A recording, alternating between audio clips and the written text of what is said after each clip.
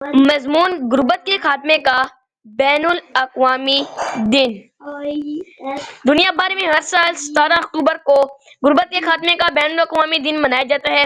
اس دن کا مقصد یہ ہے کہ لوگوں میں غربت کے خاتمے کے لیے شعور بیدار کیا جائے اور دنیا کو اس حقیقت کی طرف متوجہ کیا جائے کہ اب بھی کروڑوں انسان بھوک، افلاس اور محرومی کی زندگی گزار رہے ہیں۔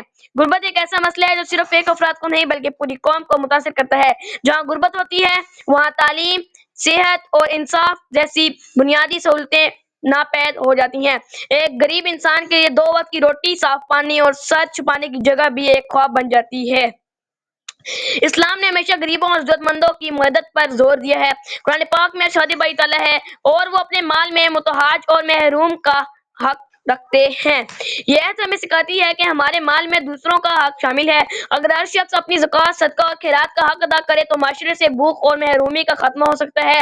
نبی کریم صلی اللہ علیہ وسلم نے فرمایا، اوپر والا ہاتھ نیچے والے ہاتھ سے بہتر ہے، یعنی دینے والا ہاتھ لینے والے ہاتھ سے بہتر ہے۔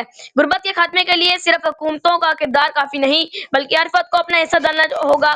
ہم اگر اپنے آس پاس کی ضرورت مندوں کا خیال رکھیں، تعلیم کے مواقع فراہم کریں اور دوسروں کے لیے روزگار کے دروازے کھولیں تو ہم ایک بہتر، انصاف پر مبنی اور خوشحال معاشرہ قائم کر سکتے ہیں۔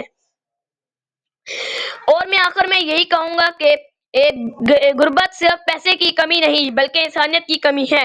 اگر ہم سب دل سے چاہیں تو کوئی بھی بھوکا، ننگا یا بے گھر نہیں رہے گا۔ اللہ ہمیں دوسروں کے لیے آسانی پیدا کرنے کی توفیق دے، آمین۔